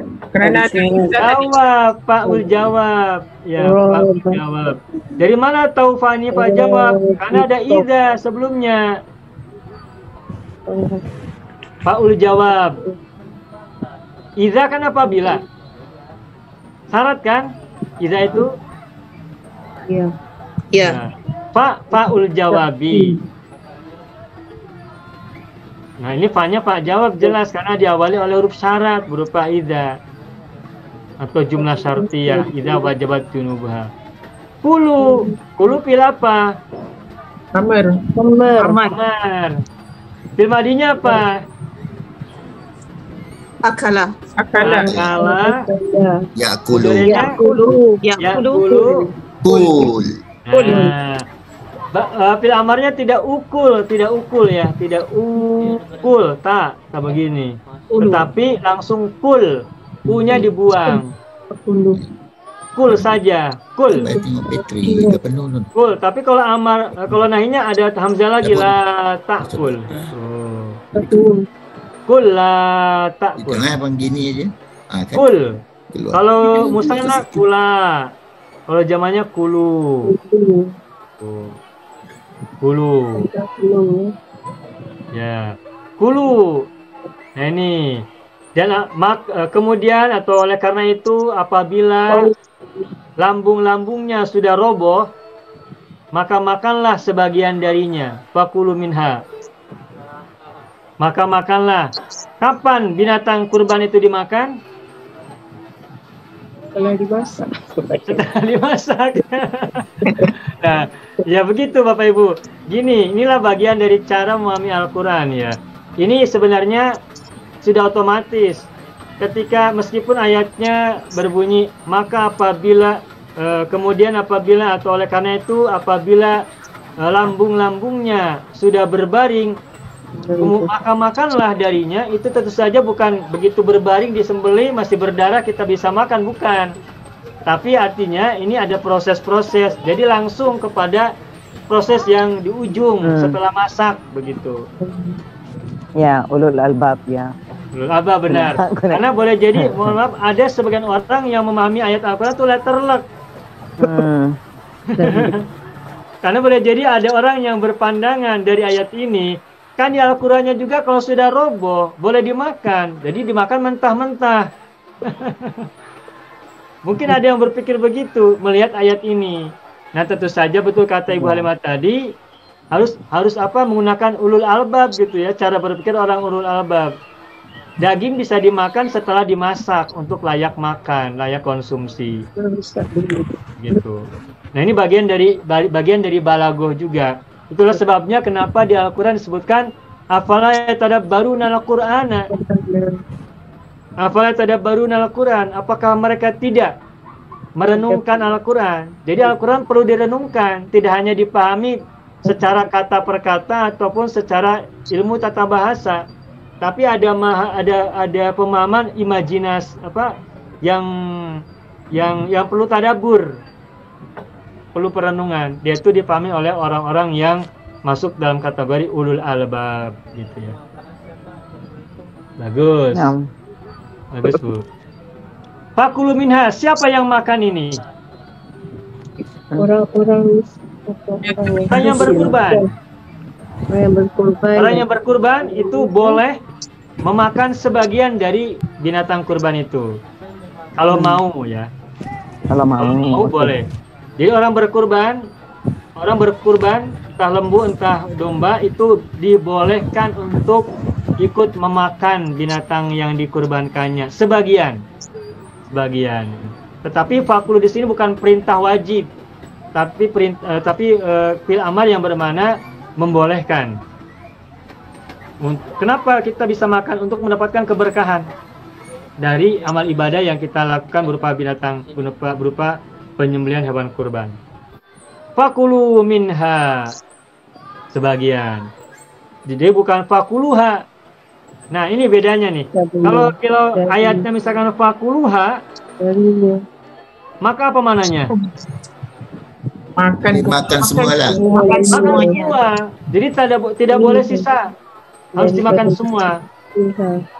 Tapi kalau fakulu minha, maka makanlah sebagian darinya. Sebagian itu relatif, mungkin cuma sekerat atau mungkin seberapa ukuran. Min ba'diyalah. Ya namanya. benar. Min ditab'id, benar Pak. Ini yang dalam ilmu bahasa Arab disebut dengan min ditab'id, bermakna sebagian. Dan sebagian itu bisa berapa saja. Tapi maksimal yang saya tahu itu sepertiga kan ya. Fakulu minha. Jadi yang berkurban boleh memakan binatang kurbannya. Berbeda dengan akikah. Kalau akikah itu dibagikan semuanya kepada orang lain. Jadi yang berakikahnya tidak turut memakannya, tidak turut memakan akikahnya begitu. Terus wa'atimu. Nah ini sisa yang lainnya, wa'atimu al-qani'a wal mu'tarra. Wa'atimu al-qani'a wal mu'tarra. Wal mu'tarra. Ini bahasa sorobnya bagus nih. Wa'atimu, orang yang berkurban boleh memakan sebagian dari binatang kurbannya, boleh juga tidak. Dibagikan semuanya boleh, dimakan sebagian oleh yang berkurban juga boleh. Nah, kalau misalnya kita sudah ambil sebagian ataupun tidak, maka yang lainnya bagaimana? Atimul qani'a wal mu'tarra. Wawu huruf apa? Oh ya, min hajar majrur ya, ini jarun, terus ha majrur. Wa'atimu al-qani, wawu huruf apa? Ataf. Ataf. Ya, wawu harful atfi. Oke, mabniun ala fathi. Terus atimu apa? Fi'lu amrin. Amr. Bahwa ma'tufun ya. Ya, fi'l amrin. Fi'l amr. Kita singkat saja fi'l amr, terus ininya adalah ma'tuf. Fi'l amri ma'tuf. Ma'tuf alainya mana? Kulu ma'tufun alai. Dari mana kita tahu ma'tuf alainya adalah kulu? Apa cirinya? Sama-sama Amr. Sama-sama amar. Nah, begitu. Jadi mudah kan? Senang untuk memahaminya. Fil amrin ma'tufun. Fa'ilnya antum ya. Fa'iluhu wawul jamaah. Fa'iluhu wawul jamaah. Atimu wawul jamaah. Oke. Nah, Bapak Ibu, atim ini fi'il madinya apa nih? At'ama. Mazid wazan berapa? 1. Wazan 1. Mujarrodnya apa? Ta'ama. Ta'ima yat'amu. Ta'ima makan, at'ama memberi makan. Membuat orang makan berarti memberi makan. It'am, apa masdarnya it'amun. At'ama yut'imu it'amun. At'ama yut'imu at'im. La tut'im, begitu. Tuh, ngait lagi pelajaran sorof. Jadi belajar kajian linguistik itu kita bisa ngebahas semuanya. Sorof kita bahas, nahwu kita bahas, ustub juga kita bahas. Dah, cukup. At'ama yut'imu at'im la tut'im. Nah, ta'ima yat'am ini wazan berapa? Rukun 1 wazan berapa? Ta'ima yat'amu 2. Ta'ima yat'amu. Rumpun 1 wazan 2.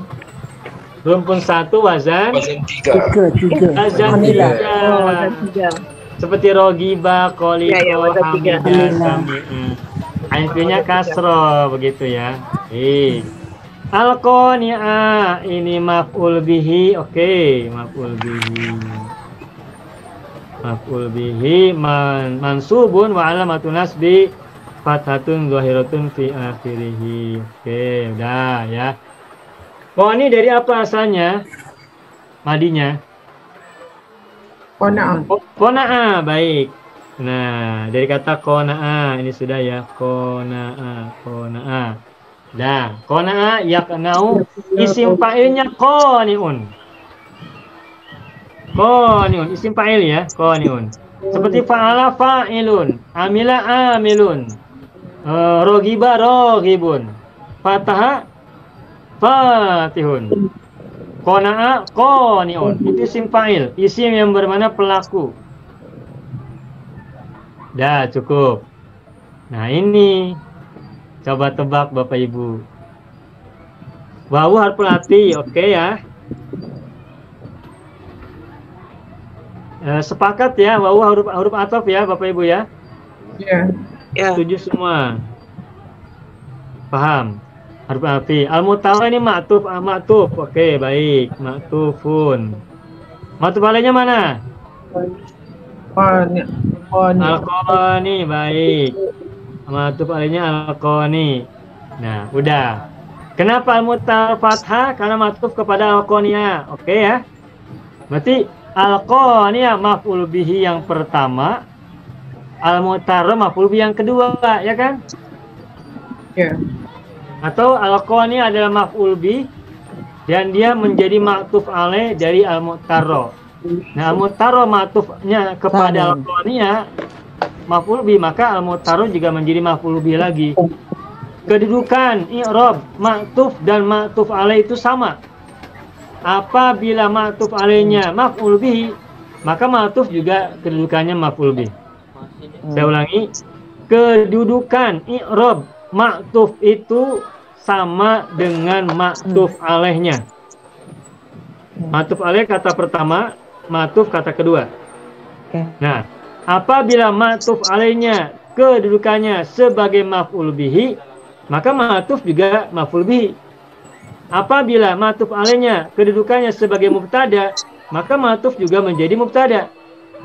Apabila ma'tuf alaihnya menjadi khobar, ma'tuf juga menjadi khobar. Begitu seterusnya. Oke. Baik ya. Udah ya, ini nahwunya udah. Nah, sekarang pertanyaan saya, al-mu'tarro ini dari kata apa ini?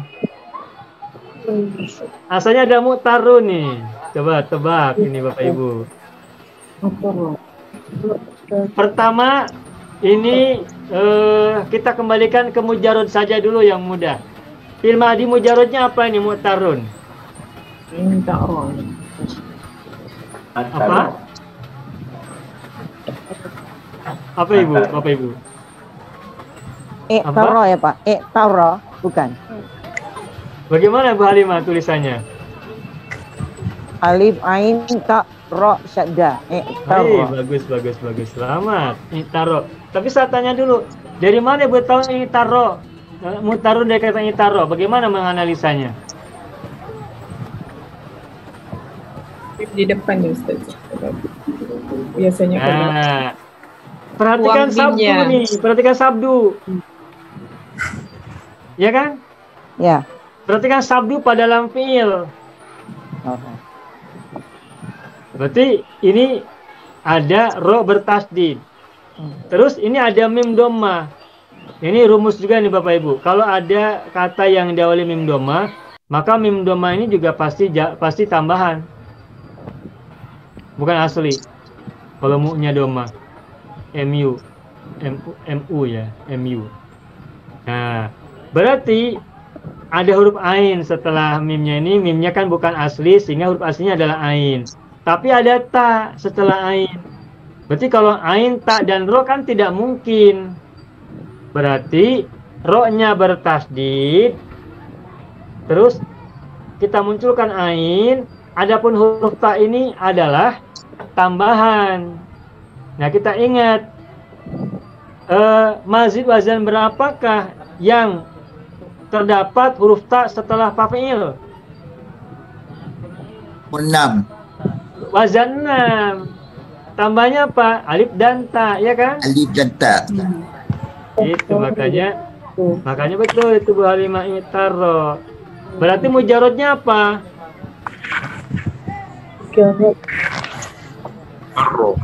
Arro. Mujarodnya arro. Begitu. Itu analisanya ya. Udah semakin senang ya, semakin mudah ya. Arro. Terus ditambah alif jadi itaro. Arro itaro. Itaro ya taru. Fil amarnya adalah itaro. Pinahnya adalah taro. Begitu. Nah, mu'tar ini isim fa'il sama dengan qani. Qani isim fa'il tapi mujarrad. Sedangkan al-mu'tarro ini adalah isim fa'il dari mazid i'tarro. Begitu. Nah, baik ya, ini tambahnya alif dan ta. Udah oke, udah benar. Nah, sekarang kita lihat dari segi makna. Ya, segi maknanya ya. Wa'at'imu, dan berilah makan. Makan dari mana? Dari hewan kurban tadi ya. Siapa pihak yang boleh diberi makan daging kurban selain yang kurbannya boleh juga? Siapa lagi sesudahnya? Dan ada dua pihak. Siapa? Al-Qani dan Al-Mu'tar. Siapa Al-Qani? Al-Qani itu artinya orang yang puas, yang bercukup, yang berkecukupan. Maksudnya orang yang berkecukupan. Jadi orang yang punya kecukupan juga boleh. Yang punya kemampuan, benar. Orang yang punya kemampuan juga boleh ikut memakan hewan kurban dari orang lain. Nah, Hewan kurban boleh dimakan oleh orang yang punya kemampuan juga. Al-Mu'tar dan juga orang yang meminta-minta, atau orang yang minta artinya orang yang tidak berkecukupan, yang tidak berkemampuan. Nah, memahaminya, Al-Qani orang berkemampuan itu boleh jadi orang yang memang dia punya kemampuan, atau orang yang merasa puas, tidak meminta-minta. Orang yang rela dengan apa Al-Mu'tar orang yang meminta-minta. Ada orang yang boleh. Kalau yang minta bukan Islam bisa, Pak? Ya, Pak Haji. Yang minta bukan orang Islam. Baik. Ini pertanyaan bagus nih ya. Nanti kaitannya apakah harta orang Muslim itu hanya diberikan kepada sesama Muslim saja? Kalau zakat itu hanya dari kalangan itu ya, hanya dari kalangan Muslim kan ya? Kalau zakat kan ada 8 asnaf, ada 8 asnaf, ada 8 bagian. Di situ ada kelompok namanya mu'alaf. Nah, mu'alaf itu adalah orang yang semula non Muslim kemudian masuk Islam kan ya? Mu'alaf itu. Nah, berarti yang tujuhnya itu berarti semuanya Muslim. Maka untuk zakat dipahaminya adalah dari orang-orang Muslim untuk zakat. Lalu bagaimana dengan sedekah? Nah, kalau dengan sedekah gimana? Sedekah umum. Sedekah umum. Artinya umum itu boleh untuk orang Muslim ataupun non Muslim. Nah, terus bagaimana dengan dengan orang yang berkurban, binatang kurban? Nah, di sini yang saya tahu tidak ada keterangan harus Muslim dan Muslim ya secara umum. Tetapi kalau di suatu masyarakat banyak Muslim yang mereka juga membutuhkan, maka mereka bisa mendapatkan dari harta dari hewan kurban tersebut. Tapi boleh jadi ada sebagian dari masyarakat itu satu atau mungkin dua keluarga yang non Muslim. Pertanyaannya, boleh tidak non Muslim ikut mencicipi daging kurban? Mencicipi, ya. Ikut merasakan daging kurban sebagaimana orang Muslim yang lain? Setahu saya boleh. Setahu saya boleh, karena ini ayatnya umum, tidak ada pengkhususan setahu saya. Dan ini juga bagian dari keberkahan ajaran Islam. Betul, Pak. Sehingga ajaran Islam itu dirasakan sebagai kebaikan dan kebajikan buat yang lain. Dan itu bisa juga merupakan bagian dari dakwah Islam kepada yang lain. Paham, Pak. Karena seandainya bagian dari syariat umat Muslim hanya dinikmati oleh sesama Muslim saja, maka pertanyaannya di manakah letak kerahmatannya, letak rahmanya umat Muslim kepada yang lain, kepada umat manusia yang lain? Ihsan. Kalau begitu nanti tidak ada sisi dakwahnya. Iya. Sebagaimana Rasulullah dulu ketika masih hidup beliau kan juga menyuapi seorang Yahudi yang membutuhkan makanan. Nah. Itulah akhlak Rasulullah. Nah, jika syariat Islam, entah infaknya, sedekahnya, hanya untuk orang-orang sesama Muslim saja, maka nanti akan ada pertanyaan, di mana letak rahmatan lil alaminnya ajaran Islam kepada sesamanya, kepada sesama Muslim, sesama manusia yang lain. Nah, sedangkan kebaikan itu akan memiliki nilai dakwah kepada non-Muslim, sehingga pemahaman saya untuk hewan kurban, juga sedekah, beberapa jenis sedekah yang lain itu umum, boleh kepada Muslim maupun kepada non muslim. Apalagi di sini kalimatnya ayat ini tentang hewan kurban, wat'imu al-qani'a wal mu'tarra, dan berilah makan kepada al-qani dan al-mu'tar. Ini pemahamannya bisa dua. Al-qani itu maknanya adalah orang yang merasa cukup. Orang yang merasa cukup itu artinya orang yang tidak meminta sesuatu kepada orang lain, tidak mengatakan kebutuhannya, tidak menyatakan bahwa saya punya kebutuhan daging, tidak. Tapi dia diam. Jadi tidak meminta. Sedangkan al-mutar ada orang yang meminta, yang sengaja menyampaikan harapannya, saya perlu daging, saya minta daging. Iya, iya. Paham, Pak. Itu al-mutar. Itu mana yang pertama. Jadi al-qani, orang yang tidak meminta, dia merasa cukup dengan apa yang sudah dia punya, yang sudah dia terima, yang sudah dia miliki, makanannya ada di rumahnya. Al-mu'tar, orang yang meminta daging atau meminta rezeki dari orang lain yang berkurban misalnya. Itu mana yang pertama. Mana yang kedua, al-qani sebagai orang yang bercukupan, itu boleh jadi mananya adalah orang yang punya kekayaan, yang kaya begitu. Al-mu'tar sebaliknya orang miskin. Bisa jadi pemahamannya begitu.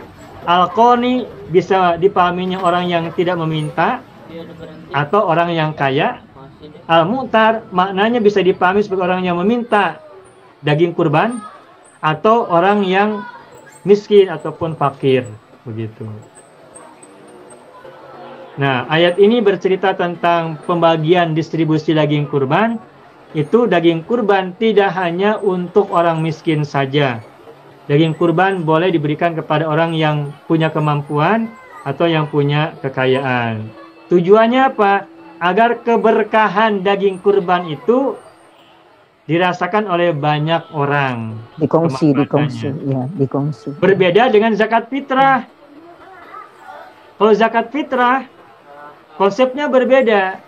Konsepnya adalah tuhrotan lis-shaim wa tu'matan lil masakin. Jadi beda-beda. Jadi ada sebagian ajaran yang memang ajaran berkaitan dengan harta, ada yang hanya diperuntukkan untuk sama muslim, tapi juga ada yang umum. Nah, atau ada juga untuk orang-orang miskin saja atau untuk umum juga gitu ya. Nah, kalau zakat fitrah dari penjelasan yang kita bisa baca, misalkan bahwa ungkapannya zakat fitrah itu adalah tuhrotan lis-shaim. Lis-shaimi wa tu'matan lil masakin. Tuh. Fungsi zakat fitrah adalah mensucikan orang yang berpuasa, tuhrotan lis-shaim wa tu'matan lil masakin, dan untuk memberi makan atau makanan bagi orang-orang miskin. Nah, makanya zakat fitrah itu fungsinya adalah untuk memberi makan buat masakin, sehingga orang-orang yang agnia tidak boleh merasakan zakat fitrah begitu.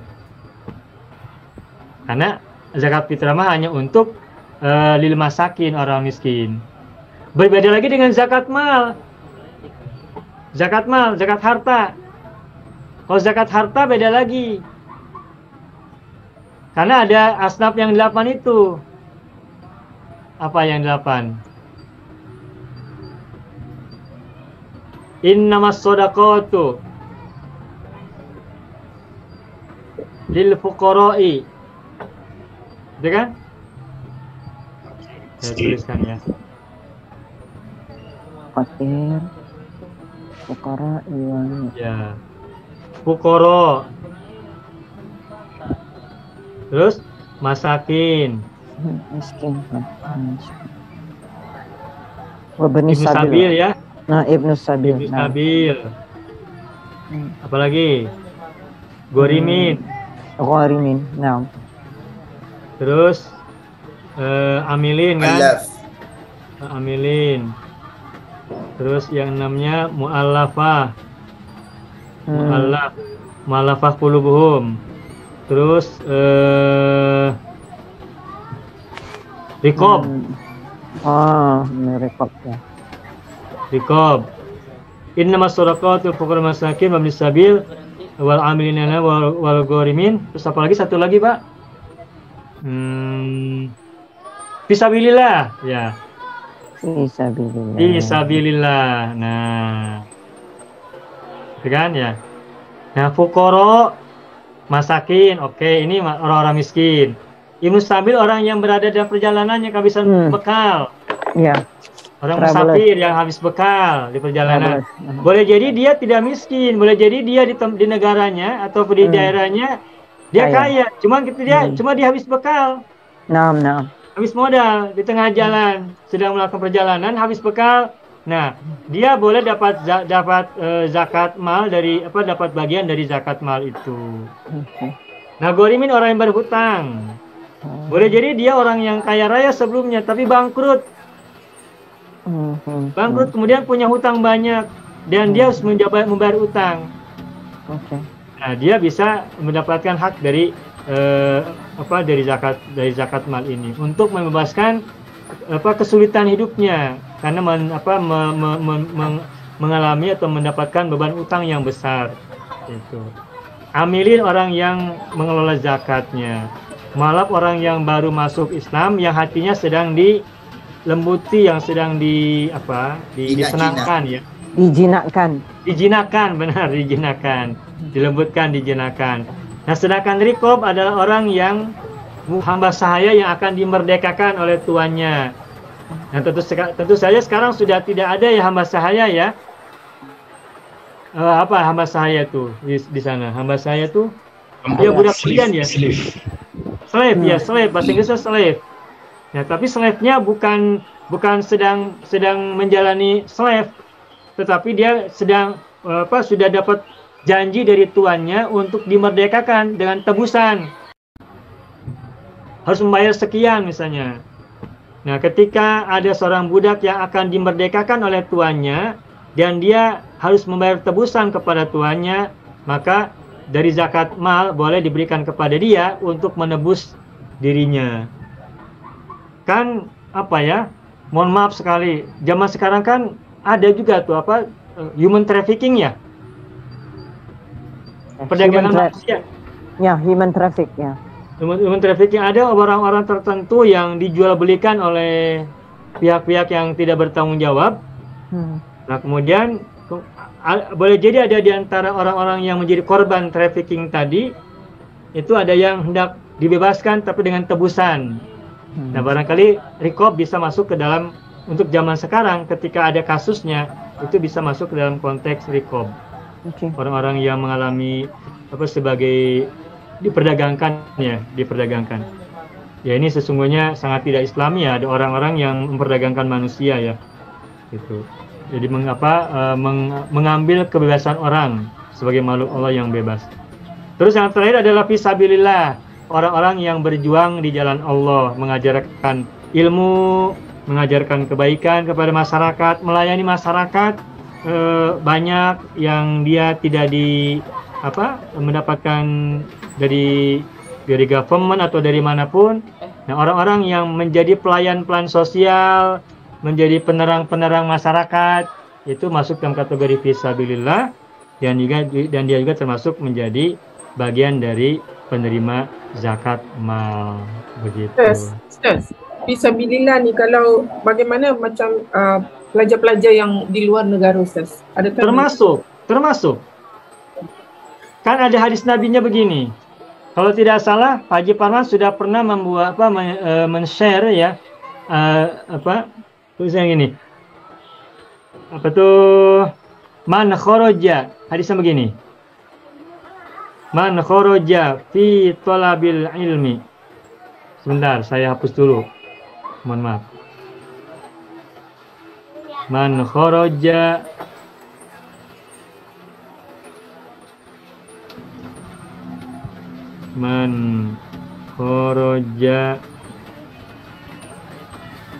fi talabil ilmi.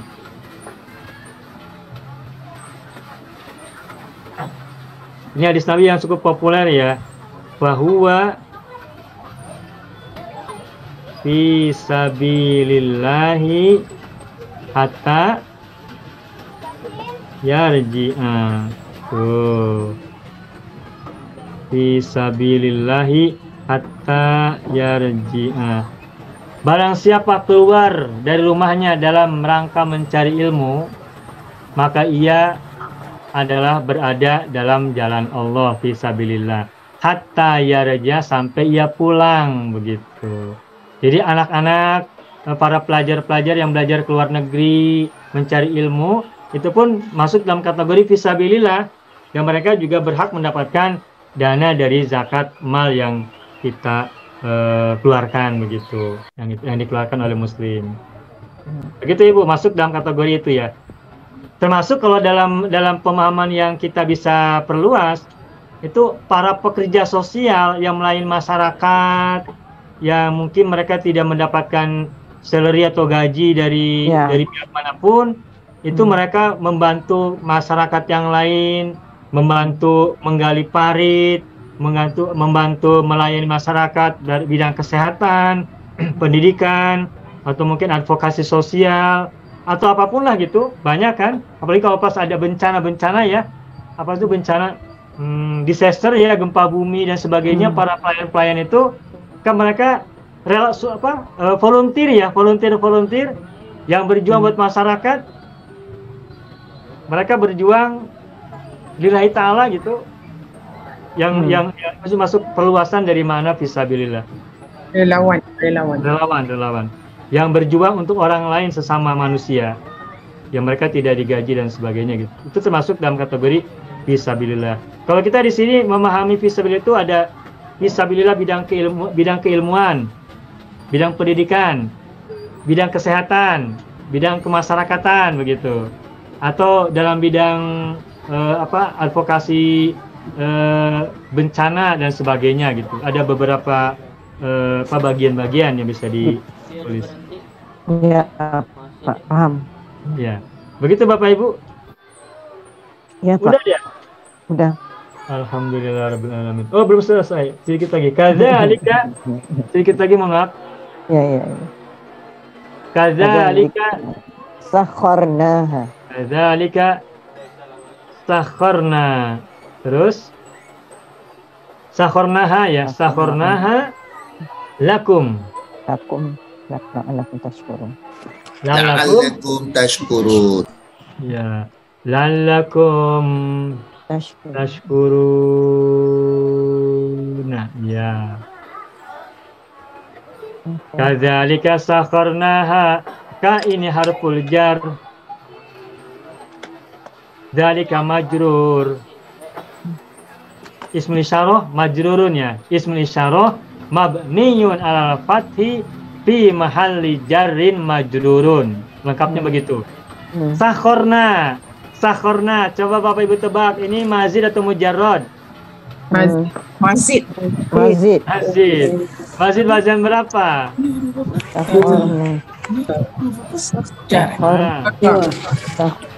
Mujarradnya apa mujarradnya? Ya. Sakhiro asalnya. Sakhiro yaskharu ya. Sakhiro yaskharu lalu ditambah tasdid sakhoro. Sakhoro mudorenya apa? Usakhiru. Bagus. Amarnya? Sakhir. Sakhir. Baik, kita latihan. Sakhir lah. Bagus, sudah. Oke. Successful. Udah mantap, alhamdulillah. Sakhara yusakhiru sakhir la tusakhir. Amin. Mumtaz ini luar biasa. Bagus. Nah, sakhorna ini fi'il madhi. Domirnya apa? Nahnu. Kuah ya. Nahnu kan nah belakangnya sakhorna. Sakhortu sakhorta sakhorot sakhorti sakhorat. Sakhorna panjang. Nahnu berarti. Ya, fi'il madhi mabniun ala sukun. Terus fa'inya adalah na ya, domir nahnu. Nah, ha adalah maf'ul bihi. Ha domirun muttasilun mabniun ala sukun fi mahalli nasbin maf'ulun bihi. Ya, maf'ul bi ya, maf'ul bi. Oke. Bi. Lakum jar majrur. Ini tambahan, keterangan tambahan. Jadi lakum bukan khabar muqaddam karena sesudahnya bukan isim. Lakum kan bukan isim. Bukan. Berarti lakum ini adalah keterangan tambahan bagi kalimat sebelumnya. Begitulah kami taklukkan binatang-binatang tersebut, binatang-binatang kurban tersebut lakum bagi kalian. Jadi tidak ada binatang ternak, binatang kurban yang ngamuk, membunuh yang menyembelihnya, tidak. Atau binatang ternak itu, binatang hewan itu, binatang kurban tadi mengamuk lalu misalkan menendang atau sampai menyembelih penyembelihnya, tidak ada. Karena binatang itu telah ditaklukkan oleh Allah untuk manusia. Lakum jar majrur, la harful jar, kumnya majrur. Oke. La'allakum tashkurun, la'alla Aku taraji ya. ya harfun nasbi dulu. Harfun nasbi boleh tambahkan lit taroji, baik. Nasbin. Huruf nasab untuk taroji harapan, semoga artinya. Kum ismu la'alla. Tuh. Ismu la'alla mansubun. Maaf. Begini dulu, maaf. Kum ini adalah domir mutasil. Mabni ala sukun. Domir mutasil, baik. Mabniun ala sukun. Fi mahalli nasbi. Begitu. Fi mahalli nasbin. Ismu la'alla, begitu. Mohon maaf ini kalau tulisannya tidak bisa dibaca ya. Dhamirun muttasilun mabniun ala sukuni fi mahalli nasbin ismu la'alla. Kum ini adalah dhamir muttasil mabni atas sukun dan dalam posisi nasab kedudukannya adalah isim la'alla. Tashkurun fi'lun mudhari'un marfu'un. Ya. Wa alamatu raf'ihi subutun nun. Kita tuliskan ya fi'lun mudhari'un marfu'un wa alamatu raf'ihi subutun nun. Wow, jamaah. Subutun nun. Ada nunnya kan? Tashkuruna ada nunnya kan? Iya. Tashkuruna subutun nun. Annahu minal af'al khamsah. wa huwa minal af'alil khamsati. Wa huwa atau li'anhu boleh. Wa huwa minal af'alil khamsati. Atau li'annahu minal af'alil khamsati. Fi'il yang 5. Ya, ini kalau kita belum belajar nggak apa-apa, nanti kita akan bahas lagi pada waktunya insyaallah khusus ya tentang fi'il 5 al-af'alul khamsah. Nah, selesai alhamdulillah. Wow, jamaah. Jadi Ustaz Ala sukun fi mahalli fa'il wow jamaah. kabar ta'ala. Wow jamaah. Gimana Ibu? Oh ya, fa'ilhu benar. Wa fa'ilhu wa jamaah, baik. Wow jamaah. Ala sukun fi Lanjutkan, belum selesai. fa'il. Fa'iluhu Al-fa'ilu, ya. wawul jamaah kan? Nah. Mana wawul jamaahnya itu tashkurun, ada bau kan? Oh jamaah. Apa domirnya? Domiruhu antum ya. Antum, ya. Tashkurun. Antum tashkuruna. Kalau hum Yashkuruna. yashkuruna. Bila tasmaya aja. Ya. Gitu. Wal-jumlah fi mahalli rafa' khabar la'alla. Ya, benar. Wal jumlah tashkuruna fi mahalli raf'in khabaru la'alla. Mantap, alhamdulillah rabbil alamin. Luar biasa. Bahasa seperti ini memberikan gambaran tak untuk Al-Qur'an yang kita baca, Ibu? Ya, Berikan, seronok, Pak, seronok. Ya. Jadi tadi tambahan dari wal jumlatu. Kita lanjutkan sini ya. Wal jumlatu tashkuruna tashkuruna fi mahalli raf'in khabaru La'alla. Baik, alhamdulillah. Dan kalimat tashkuruna fi mali raf'in adalah khobar dari la'alla. Begitu Bapak Ibu, alhamdulillah. Sampai sini ada soalan? Silakan Bapak Ibu. Yes. Tadi dari selepas jumlah syarat dan jawab syarat yang diikuti dengan kadzalika Ustaz. Jadi di situ sambungan dari jumlah itu bagaimana Ustaz? Kadzalika sakharnaha, sambungan sampai habis tu. Jadi itu dikira jumlah apa Ustaz? Kadzalika sakharnaha lakum. Apa kedudukan dia di situ? Kadzalika, kedudukannya apa? Jar wa majrur tadi Ustaz cakap. Iya, kadzalika jar majrur benar. Ini kan kalimat baru. Ya. Coba Ibu lihat itu kalau di Al-Quran yang saya pegang, ini setelah Al-Mu'tar ini kan ada tanda waqaf, qaf lam ya, qaf lam ya. Al-waqfu aula, berhenti lebih baik, benar nggak? Ya. Nah ini kan kalimatnya kalimat baru, begitulah, kadzalika begitulah, atau demikianlah, sakharnaha lakum. Nah kadzalika, ini kafnya huruf jar, dalikanya majrur. Nah kenapa tidak kita sebut sebagai khabar muqaddam? Alasannya karena sesudahnya tidak isim, bukan isim, tetapi sakharna fi'il madhi. Kalau kadzalika adalah khabar muqaddam, selepasnya harusnya isim. Sedangkan sakharna itu fi'il.